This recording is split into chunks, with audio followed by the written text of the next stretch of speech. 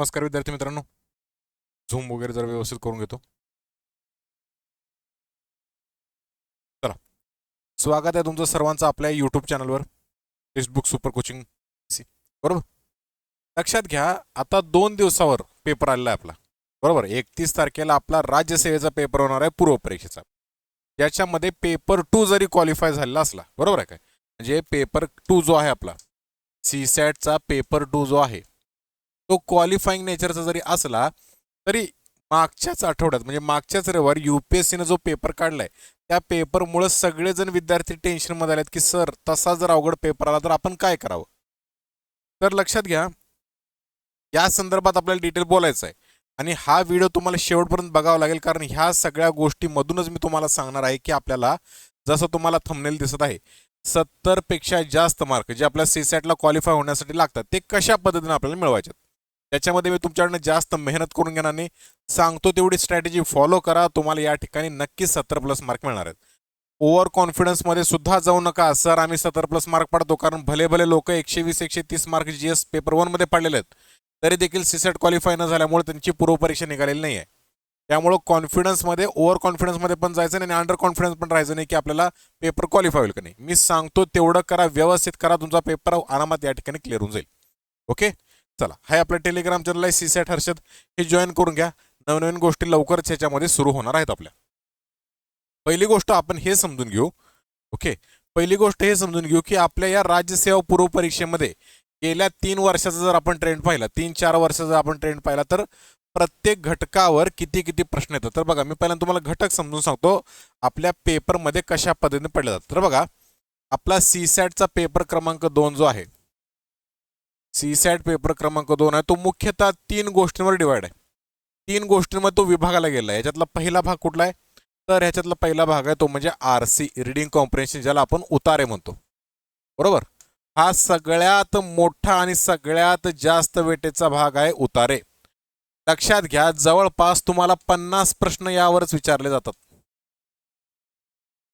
50 प्रश्न जवळपास तुम्हाला उतारांवरच विचारले जातात. त्यामुळे उतारे जर व्यवस्थित सोडवले तुम्ही तर तुमचे चान्सेस सीसॅट पेपर क्वालिफाय करण्याचे एकदम हाय होऊन जातात. बरोबर, मग कसं ह्याच्यामध्ये काही काही पॅसेज अवघड पण येतात, काही काही पॅसेज सोपे पण येतात, काही काही पॅसेज एवढे खतरनाक असतात की उत्तर सुटत नाही. 2016 सालचा पेपर बघा तुम्ही, 2016 नाही, 2015 सालचा पेपर बघा तुम्ही. 2015 सालचा जो पेपर होता त्याच्यामध्ये उतारे एवढे खतरनाक विचारले होते की पेपर 1 आणि पेपर 2 दोन्ही मिळून सुद्धा 400 पैकी विद्यार्थ्यांना 125चा कट ऑफ लागला होता. विचार करा पेपर काय लेवलचा असणार आहे, कळतंय. त्यामुळे सगळ्यात मोठा पोर्शन आहे आपल्या सीसॅट पेपर 2चा, तो म्हणजे उतारे. 50 प्रश्न येतात, 50 गुणिले तुम्ही 2.5 करून बघा, म्हणजे जवळपास 25×5 = 125. बरोबर, 125 मार्काचं वेटेज आहे, म्हणजे पॅसेज जरी तुम्ही निम्म्याला निम्मे केले तरी तुमचा पेपर क्वालिफाय होऊ शकतो. कळतंय. पुढं दुसरा महत्वाचा भाग आहे तो म्हणजे मॅथ आणि रिझनिंग.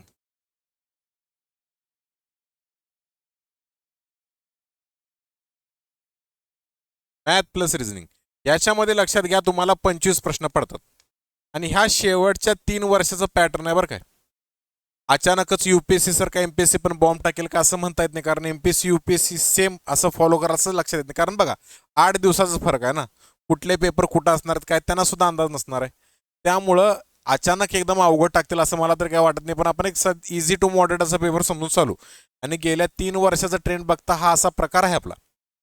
बरोबर, 25 मार्काचं मॅथ रिझनिंग आहे आणि यानंतर तिसरा भाग जो येतो त्याला म्हणतो आपण डिसिजन मेकिंगचा. डिसिजन मेकिंग ज्याला आपण निर्णय क्षमता म्हणतो. निर्णय क्षमताचे तुम्हाला जवळपास 5 प्रश्न विचारले जातात आणि त्याला निगेटिव्ह मार्किंग नसतं. म्हणजे आपल्या हक्काचे मार्क कुठले आहेत, तर हे 50 आणि हे 5 असे 55 मार्क आपल्या हक्काचे आहेत, जे आपण व्यवस्थित जर सोडवलं तर आपण या ठिकाणी घेऊ शकतो. मग या 2 गोष्टीमधूनच आपण क्वालिफाय कसं होऊ शकतो हे पण सांगतो आणि ॲडिशनली मॅथ रिझनिंग पैकी कुठल्या गोष्टीवर फोकस करून आपण त्याच्यात थोडे ॲडिशनल मार्क मिळवू शकतो हे देखील मी तुम्हाला सांगणार आहे. आलं माझ्या लक्षात. मी स्ट्रॅटेजी जशी सांगतो तशी फॉलो करा. पहिली गोष्ट, लेक्चरला आपल्याला लाईक करून घ्यायचं आहे 3 वेळा. बरोबर, आपल्या क्लासचा नियम आहे तो म्हणजे लेक्चरला आपल्या 3 वेळा लाईक करून घ्यायला लागतंय तरच पेपर क्वालिफाय होता, नाही तर होत नसतंय बघा. कळालं. चला, आता महत्वाचा भाग म्हणजे पेपरमध्ये कशा प्रकारे प्रश्न पडले जातात ते मी तुम्हाला सांगतो. हा गेल्या 3 वर्षाचा आपला ट्रेंड आहे. कंबाईनचा राज्यसेवेचा आपल्या गेल्या 3 वर्षाचा ट्रेंड पाहिलो आपण तर बघा, रीडिंग कॉम्प्रिहेन्शनमध्ये कंपल्सरी 50 प्रश्न विचारलेत. मग त्या ठिकाणी 10 ते 11 पॅसेज असतात तुम्हाला.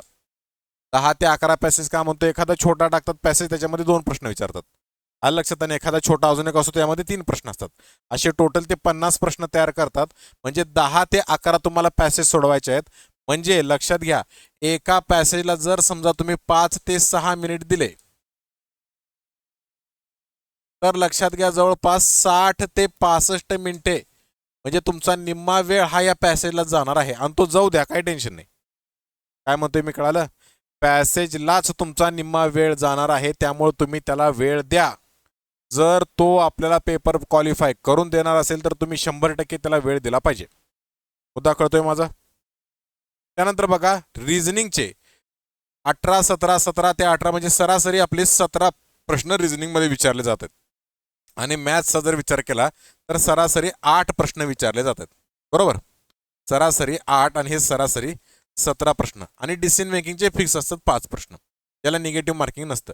तुमचं उत्तर चुकलं तरी त्याचे काय तुमचे मार्क कट होत नाहीत. बरोबर, त्यामुळं आपल्याला प्रायमरी टार्गेट करायचं आहे पॅसेजवर, डिसिजन मेकिंगवर. आणि बरेचसे विद्यार्थी मॅथ्सला घाबरतात, म्हणून तुम्ही थोडंफार रिझनिंगवर देखील कॉन्सन्ट्रेट करणं गरजेचं आहे. माझा मुद्दा कळाला? माझा मुद्दा कळाला का मला सांगा. माझा मुद्दा लक्षात येतो तुम्हाला? ही स्ट्रॅटेजी तुम्ही कंबाईनसाठी वापरायची नाही. आत्ताच सांगतोय मी, कंबाईनमध्ये मॅथला समान वेटेज आहे, रिझनिंगला समान वेटेज आहे, बाकीच्या विषयांइतकंच. बरोबर आहे, फक्त मॅथ रिझनिंगचे 20 प्रश्न येतात. बाकी कुठल्या याच्यामध्ये 10-12 10-12 असे बाकीचे विषयाचे प्रश्न असतात. कळते तुम्हाला? बाकीचे 6 विषय आणि मॅथ रिझनिंग हे असे विषय असतात आपले. त्यामुळं कंबाईनसाठी ही स्ट्रॅटेजी नाही, ही प्युअरली फक्त आपण सीसेट पेपर 2 क्वालिफाय करण्यासाठी सांगतोय. ज्या दिवशी सीटेट पेपर 2 जो क्वालिफाय आहे तो हटला आणि त्याचे मार्क कन्सिडर केले जातील, स्ट्रॅटेजी आपली पूर्णपणे चेंज होऊन जाते. कळतंय माझं म्हणणं? बरोबर. मग चला, आता पेपर क्वालिफाय करण्यासाठी मी 2 महत्त्वाच्या गोष्टी सांगणार आहे. पहिली गोष्ट म्हणजे काय, तुम्ही ह्या सगळ्या सब्जेक्टमधलं थोडं थोडं म्हणजे काय, एखादी मोठी डिश आलेली आहे. बरोबर, ह्या मोठ्या डिशमधलं आपण थोडं थोडं खायचं आणि पोट भरून घ्यायचं. का? एका वेळीच 20 ते 25 वडापाव खायचे आणि पोट भरून घ्यायचं. 2 ऑप्शन मी तुम्हाला सांगणार आहे. काय सांगतोय कळालं? आता ते आहे ना, आता पुण्यामध्ये वगैरे किंवा बऱ्याच ठिकाणी बघता तुम्ही, मोठेच्या मोठी थाळी असते 300-400. हे व्हेज झालं, मी व्हेज आहे म्हणून व्हेजबद्दल बोलतोय. बाकीच ठिकाणी ते बकरा बिकरा, महाराजा थाळी, रावण थाळी बिळी असते ना प्रकार, काहीतरी मटणा बिटणाचं. तसं सगळे पदार्थ चाखून बघायचे आणि पोट भरायचं, ही स्ट्रॅटेजी सांगणार आहे. दुसरी म्हणजे काय, तर नुसतं आमरसच पिलं सर मी, नुसतं आमरस पिलं आणि त्यानं पोट भरून टाकलं, ही पण स्ट्रॅटेजी सांगणार आहे. दोन्ही प्रकारे काम करायचं आहे तुम्हाला. आणि हे दोन्ही प्रकारेची स्ट्रॅटेजी ह्या सगळ्या विद्यार्थ्यांनी बघायच्या आहेत. कारण जर समजा पेपर किचकट आलाच तर आपल्याला एकच कुठलं तरी घास खाऊन चालणार नाही, आपल्याला सगळ्यातलं थोडं थोडं करावं लागणार आहे. ही गोष्ट आत्ताच सांगतो, त्यामुळं पूर्ण माझ्या दोन्ही स्ट्रॅटेजी या ठिकाणी बघून घ्या. आलं लक्षात? चला, आता मी पहिली स्ट्रॅटेजी कुठली सांगणार आहे. पहिली स्ट्रॅटेजी बघा, ज्याच्यामध्ये आपल्याला प्रत्येकातलं थोडं थोडं थोडं थोडं खात जायचं आहे. म्हणजे जो वेळ मिळालेला 2 तासाचा वेळ आहे की नाही, तो पूर्णपणे युटिलाइज करायचा. पेपर द्यायला गडबड करायची नाही. बघा, आरसी, दुसरं रिझनिंग, तिसरं मॅथ्स, चौथं डिसिजन मेकिंग. पहिली स्ट्रॅटेजी ज्याच्यामधलं सगळ्यातलं थोडं थोडं थोडं करायचं आणि 70च्या वरती पोचायचं. बघा, मी पॅसेज सांगितले तुम्हाला किती, 50 प्रश्न येतात, 50 प्रश्न येतात. बरोबर, या 50 पैकी या 50 पैकी तुम्ही याचे निम्मे टार्गेट करायचे. 25 प्रश्न टार्गेट करा. मग हे सर 25 प्रश्न कुठले म्हणताय तुम्ही, तर प्रत्येक पॅसेज वाचायचं तुम्ही. म्हणजे एक पॅसेज वाचला, त्या पॅसेजचं डिझाईन कसं केलं असतं बघा, 2 अवघड प्रश्न असतात आणि 3 सोपे प्रश्न असतात, किंवा 3 अवघड प्रश्न असतात, 2 सोपे असतात. बरोबर, सोपे म्हणजे कुठले, तर सर सोपे म्हणजे लक्षात घ्या, ज्याचं उत्तर आपण शाळेत असताना जे करायचो बघा. महात्मा गांधीजींचा जन्म कुठे झाला होता, चला वरती बघा पॅसेजमध्ये कुठे आहे, महात्मा गांधी जन्म, महात्मा गांधी जन्म, असं बघून जे आपल्याला डायरेक्ट ॲज इट इज स्टेटमेंटवर प्रश्न विचारले जातात की नाही, ते झाले सोपे प्रश्न. तर तुम्ही लक्षात घ्या, या 50 क्वेश्चन पैकी तसे जे फॅक्च्युअल प्रश्न असतात की नाही, या फॅक्च्युअल प्रश्नावर तुम्ही हल्ला करायचा आणि त्याच्यातून 20 ते 25 प्रश्न बरोबर आणायचा प्रयत्न करायचा. बघा, नजर चुकीमुळे ह्याच्यातले काही प्रश्न जाऊ शकतात आपले, एखाद दुसरा चुकू शकतो, निगेटिव्ह मार्किंग जाते. कळतंय माझं म्हणणं? पडतंय का बघा? आणि हे एकदम व्यवस्थित सांगतोय मी तुम्हाला, शांततेत ऐकून घ्या. ज्यावेळी आपण ह्या अशा निम्म्या प्रश्नांना टार्गेट करतो, तुम्हाला काहीच ताण नको आहे. हां, GS पेपर गेलाय तुमचा चांगला, तुम्हाला निवांत येऊन बसायचं सीसॅटला, तशा लेवलची स्ट्रॅटेजी सांगतोय मी तुम्हाला, फार काही करायचं नाही. हां, मी निम्म्याला निम्मे म्हणतोय मी तुम्हाला. 50 क्वेश्चन आहेत ना, निम्मे क्वेश्चन घ्या. हे निम्मे क्वेश्चन जे तुम्हाला लक्षात येतात. बघा, अवघड प्रश्न कुठले, तर वरील दिलेल्या उतार्यावरून तुम्हाला काय वाटते, लेखकाचा मूड कसा असेल, लेखकाचं म्हणणं काय असणार आहे, लेखकाच्या म्हणण्याला विरोध करणार तुमचा कुठला ओपिनियन असू शकतं का, अशा प्रकारचे जे तुम्हाला डोकं चालवायला लावणार, डोकं दुखी आणणार, असे प्रश्न स्किप करायचे, फॅक्च्युअल प्रश्न सोडवायचे. हे 25 पैकी समजा आपले 20 बरोबर आले, 20 बरोबर आले तर 20 गुणिले 2.5 असे आपले 50 होतात. आणि 5 चुकले तर ह्याच्यापेक्षा पण थोडं निगेटिव्ह जातं, म्हणजे आपल्याला एक 47 मार्क पकडूया.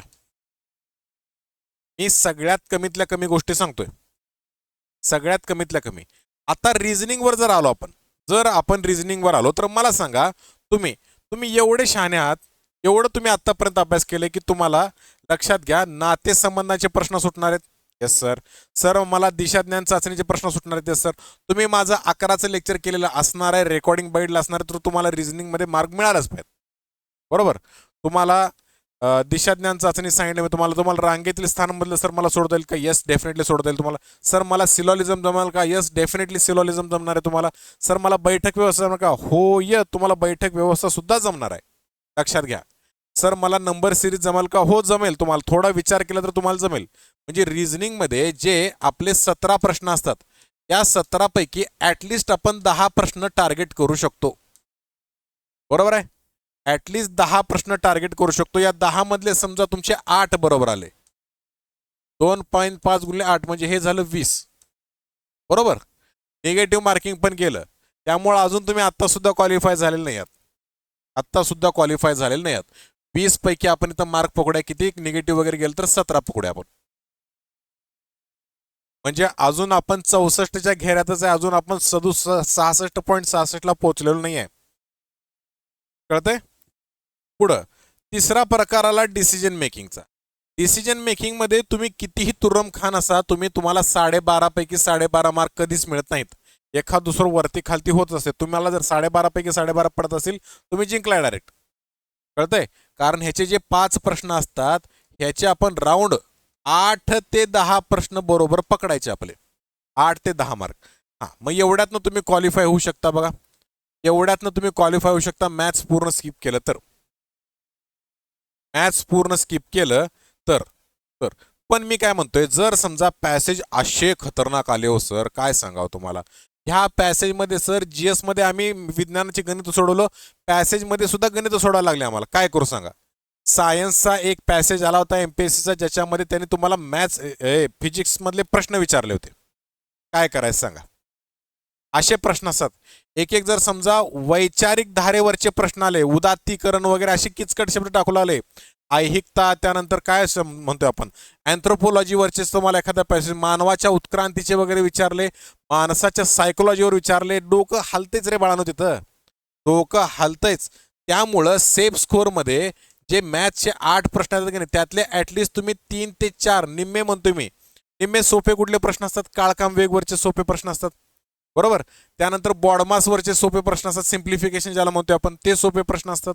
एखाद दुसरा नफ्या तोट्याचा सोपा आला तर तो सोडवू शकतो आपण. रेल्वेवरचा एखादा सोपा आला तो सोडवू शकतो आपण. लक्षात घ्या, सोप्या प्रश्नांना टार्गेट करून ह्याचे सुद्धा एक 10 ते 8 मार्क पदार्थ पाडून घेण्याचा प्रयत्न करा, आणि मग तुम्ही कॉन्फिडन्सली छाती टोकपणे भरवू शकताय.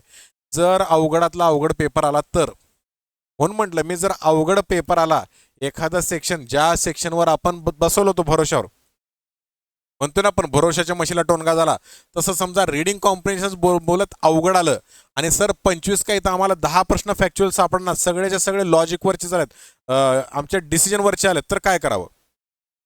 तर अशा केसमध्ये लक्षात घ्या, तुम्हाला मी म्हणतोय तसं सगळ्यामध्ये मार्क डिस्ट्रीब्यूट करायचे आणि 70 पर्यंत पोहोचण्याचा प्रयत्न करायचा. लक्षात घ्या, असं होत नाही की तुम्ही डायरेक्ट किती बाबा तुम्हाला 70 मार्क पाहिजेत सर, मी फक्त 40 मी मी सर फक्त 25 प्रश्न सोडवतो, 25 पाचा किती होतं मला, 25 गुणिले 25 62.5, मी 30 प्रश्न सोडवतो. 25 त्रिक 75 मला मिळतात. 30च्या 30 बरोबर येतील याची गॅरंटी नसते. 30 प्रश्न सोडवतो आणि बरोबर सगळे आणतो असं होत नसतं. नजर चुकीमुळं, सिली मिस्टेकमुळं, आपल्या कन्सेप्टमुळे एखादा दुसरा प्रश्न चुकत असतो, त्यामुळे ते खाली येण्याची शक्यता आहे. मग टार्गेट करतानाच 80 पैकी 55 ते 60 प्रश्नांना टार्गेट करायचं. आलं लक्षात? हे काय तर सगळ्या थाळ्यांमधले प्रत्येक पदार्थ एक एक खाऊन पोट भरून घेणं म्हणजे मार्क मिळवणं. ह्या अशा स्ट्रॅटेजीने जवळपास तुम्ही 70 ते 75 पर्यंत पोहोचू शकता. पटला माझा मुद्दा? मुद्दा पटला का माझा? जर काय अडचण असेल तर माझा इथं मोबाईल नंबर देतोय. बॅचेसच्या इन्क्वायरी वगैरे असेल तुम्हाला तर मला इथं कॉल करत चला. कधीही कॉल करा, कधीही कॉल करा, मी अवेलेबल असतो. आलं लक्षात? आता ह्याची पार्ट 2 स्ट्रॅटेजी म्हणजे काय तर बाबा सर नाही आम्हाला फक्त आमरस पिऊनच आमचं पोट भरायचं आहे, किंवा सर मी एखादं रानच म्हणतात ना ते बोकड कापून आणून ठेवलं असं वगैरे त्याला, तर मी फक्त तेवढंच खाणार, बाकीचं भाकरी रोटी बिटी काही खाणार नाही. अशातले पण कार्यकर्ते असतात आपले, त्यांच्यासाठी बघा तुम्ही हे समजायचं आहे की सर सर माझ्या पेपरमध्ये डिसिजन मेकिंग आणि उतारे एवढेच फक्त आहेत. सर मला मॅथ रिजनिंग येतच नाही काय, मी त्याकडे बघणार सुद्धा नाही. बरोबर? म्हणजे असं समजून चला की सर माझ्याकडे रीडिंग कॉम्प्रिहेन्शन फक्त आहे आणि माझ्याकडे डिसिजन मेकिंग फक्त आहे आणि मी ह्याच्यामध्ये तिसरा घटक सुद्धा घेतो रिझनिंगचा. मॅथ्स सर मला येत नाही, मॅथ्स आणि माझा आयुष्यभराचा जन्माचं वैर आहे. डायरेक्ट ठुकरा के मेरा प्यार मेरा इंत केम देखी वाला आमचं भांडण आहे. सर मी फक्त या 3 गोष्टींवर करू शकतो का? यस. फक्त लक्षात घ्या मॅथ्ससाठी जो 15 मिनिटाचा तुम्ही वेळ देणार होता, मॅथ्ससाठी 15 मिनिटाचा वेळ हा पूर्णपणे डिसिजन मेकिंगच्या ऐवजी रिझनिंग ह्याला द्यायचा, रीडिंग कॉम्प्रिहेन्शन द्यायचं. म्हणजे काय तर इथं जे आता आपण वैचारिक प्रश्न जे होते ज्याच्यामध्ये आपल्याला क्रिटिकल थिंकिंग करायला लागत होतं, निष्कर्ष काढणं, हे म्हणण्यामागचं लेखकाचं प्रयोजन काय असेल, ह्या दिलेल्या उत्तराला आपण काय शीर्षक देऊ शकतो का, असे सुद्धा प्रश्न म्हणजे ह्याच्यातले 50 पैकी मिनिमम 40 प्रश्न तुम्हाला टार्गेट एनी हाऊ करायचेच आहेत. Are you getting it what I am trying to say? Are you getting it or not? इथं 50 पैकी 40 प्रश्न एनी हाऊ आपल्याला टार्गेट करायचे आहेत, कारण मी मॅथ्स सोडले सर. मॅथ्सला जे मी 15 मिनिटं घालवत होतो ते मी आता इथं देणार आहे एक्स्ट्रा. कळालं? म्हणजे बघा पॅसेज तुम्हाला पूर्ण वाचून शेवटी 3 प्रश्न सोडवणार आहे, पूर्ण वाचायचा आणि एक्स्ट्रा 2 मिनिटं घ्या, पण ह्या 5 पैकी 5 प्रश्न सोडवण्याचा प्रयत्न करायचा. कळतंय? कळत आहे का? हे 50 पैकी ज्यावेळी तुम्ही 40 प्रश्न सोडवता तर त्यावेळी लक्षात घ्या 25 त्रिक 75 होते आणि 75 मधनं 8 गेले, 10 प्रश्न चुकले असं समजा आपले. तर 8.3 मार्क कमी होतात, 8 प्रश्न कमी होतात समजा. 75 मधनं 8 गेले, मी अजून 67 वर येतो. बरोबर आहे ना? 67 वर, 5 आणि 3 67 वर येतो, तरी देखील बाळांनो मी क्वालिफाय झालोय. हे डिसिजन मेकिंगचे मार्क मी पकडतच नाही आहे. माझं म्हणणं कळतंय का बघा तुम्हाला? मी 50 पैकी फक्त याच्यातले 40 सोडवले, 30 बरोबर आणले मी, तरी माझं 66.66 बनतंय. हे मला तुम्हाला सांगायचं आहे. शिवाय तुम्ही एवढे पण काय असे डोक्यावर पडलेले नाही. मी तुम्हाला डिसिजन मेकिंग संदर्भात काय सांगतो नेहमी, डिसिजन मेकिंग म्हणजे तुम्ही त्या ठिकाणी देवाचा अवतार असता. कळालं का? म्हणजे जसा देव वागतो एकदम आदर्शवादी, तसं वागायला लागतं डिसिजन मेकिंगला तुम्हाला. त्यामुळं डिसिजन मेकिंग मध्ये तुम्ही कितीही कसेही असाल, तुम्हाला कमीत कमी 7 ते 10च्या दरम्यान मार्क मिळतातच. कळतंय? 7 ते 10च्या वरती मार्क मिळतातच. ते ह्याच्यामध्ये जर समजा मी ऍड केले तर 67 अधिक 7 हे माझे 74 झाले. रिझनिंगचा तुमचा एखाद दुसरा प्रश्न हा बरोबर येतोच, हमखास सोपा असो तो. 2 प्रश्न येतो म्हणजे तुम्हाला 5 मार्क इथं मिळतातच. 2.5 गुणिले 2 असे तुम्हाला 5 मार्क मिळतात. यावरून सुद्धा तुम्ही 70+ पोचताच, म्हणजे अराउंड 80 मार्कापर्यंत जाता. कळालं का? मॅथ्स अजिबात न करता पूर्णपणे मॅथ्ससाठी इन्व्हेस्ट केलेला वेळ आपला डायरेक्ट आपण रिझनिंगला ह्याला द्यायचा आहे, उतार्यानं द्यायचा आहे. कळतंय? ह्या 2 गोष्टी तुम्ही फॉलो करायच्या आहेत. बरोबर? मग पेपरला गेला, तुम्ही पेपर एंटर केला, तुमच्या हातामध्ये पेपर आला आणि बेल झाली. पहिल्यांदा काय करायचं तर पहिल्यांदा पूर्ण पेपर तुम्ही डोळ्याखालनं घालून घ्यायचा. माझं रिक्वेस्ट ऐकून घ्या. हा, पॅसेज मधले मोजके मोजके पॉइंट वाचत चला. 2 तासाचा वेळ असतो, फक्त 80 प्रश्न सोडवायचे असतात. कळतंय? त्यामुळं माझी एक रिक्वेस्ट ऐका तुम्ही, पॅसेज मधले कीवर्ड्स जे असतात, आता तुम्हाला पॅसेज बघितला आणि त्यातले महत्वाचे मुद्दे बघितले की लक्षात येते पॅसेज कशा संदर्भात आहे. औद्योगिक क्रांती म्हणजे इंडस्ट्रियल रेव्होल्युशनवर पॅसेज आहे का? सायन्स मधला एखादा घेतला तर काय म्हणतो आपण, पर्यावरण परिस्थितीवरचा असेल का? कुठले घटक पर्यावरणाला हानिकारक करतात? प्रदूषणावर आहे का? हे तुम्हाला वाचल्या कळतंय आणि त्या संदर्भात आपण उत्तर देऊ शकतो का किंवा कम्फर्टेबल आहोत का, हा अंदाज येतो आपल्याला. मग आपण सगळे पदार्थ खाऊन सगळे पदार्थ खाऊन पास व्हायचं आहे का फक्त आमरस पिऊन पास व्हायचं आहे हे ठरवायचं आहे, बाकी काय नाही. आलं लक्षात? अशी स्ट्रॅटेजी तुम्हाला कुणीही सांगणार नाही ओपनली. लोक काय करतात, बॅचमध्ये वगैरे सांगत बसतात. मला तसं पटत नाही. बॅचमध्ये शिकू दे, युट्यूबला फ्री शिकू दे, माझ्या घरात येऊन शिकू दे. माझ्यासाठी सगळे विद्यार्थी सारखे आहेत आणि हे तुमच्यासाठीच आहे, लक्षात घ्या. आलं लक्षात? त्यामुळं गोष्टींची व्यवस्थित तयारी करा. ही स्ट्रॅटेजी तुम्हाला या ठिकाणी फक्त राज्यसेवेसाठी वापरायची आहे, कंबाईनसाठी वापरायची नाही. कंबाईनसाठी मॅथ्स रिजनचा सगळा तुम्हाला अभ्यास करावा लागणार आहे. कंबाईनच्या संदर्भातच आत्ताची एक ऑफर चालू आहे. ही ऑफर एक तुम्ही बघून घ्या, ज्याच्यामध्ये तुम्हाला 1.5 वर्षाची व्हॅलिडिटी मिळणार आहे कंबाईन ग्रुप बी आणि ग्रुप सीच्या एक्झामसाठी. ह्याच्यामध्ये प्री आणि मेन्स दोन्ही पूर्ण कव्हर होत असतं 2027ची बॅच. आत्तापासूनच जर अभ्यास केला तर कुठं तुमचं सिलेक्शन झालेल्या लोकांच्या लिस्टमध्ये नाव लागणार आहे. जर अचानक उठतो आणि सर मी अभ्यास करायला लागतो, सर माझं 3 महिन्यात मी पोस्ट काढू शकतो का? नाही. यूट्यूबवर जे मोठे मोठे तथाकथित येतात, मी संघर्ष केला, मी 3 महिने अभ्यास केला, मी 2 महिने अभ्यास केला, मी लाईट ज्यावेळी कडकायची त्या लाईटच्या प्रकाशात मी अभ्यास केलाय, सर आमच्या गावात एसटी येत होती, एसटी ज्यावेळी बल लावायची त्यावेळी मी अभ्यास केलाय, असल्यांचं कुणाचं ऐकायचं नाही. तुम्हाला कमीत कमी पोस्ट काढण्यासाठी 1 वर्ष तयारी करावी लागतेच. कळालं का? ह्या 1 वर्षामध्ये हलगर्जीपणा केला, यामध्ये तुम्ही हलगर्जीपणा केला, ह्या एकाचे तुमचे 10 वर्ष सुद्धा होऊ शकतात. बरेचसे विद्यार्थी पुण्यात मी बघितलेत जे 10-10 वर्ष स्पर्धा परीक्षेची तयारी करतायत. आपल्याला असं करायचं नाही आहे. कमीत कमी वेळ इन्व्हेस्ट करायचा आणि जास्तीत जास्त आउटपुट काढायचं आहे, लक्षात घ्या. त्यामुळं 1 वर्ष डेडिकेटली अभ्यासाला द्या आणि तुमचं सिलेक्शन पक्क करून घ्या, लक्षात घ्या. यस, बॅचच्या संदर्भात डिटेलसाठी मला या नंबरवर तुम्ही कॉल करू शकता. कधीही कॉल करा, कशाही पद्धतीने कॉल करा. फक्त 31 तारखेनंतर करू नका, कारण 31 तारखेनंतर ह्या बॅचवर काही ऑफर असणार नाहीये. चालेल? तर आज मी या ठिकाणी थांबतो. विद्यार्थी मित्रांना आपल्या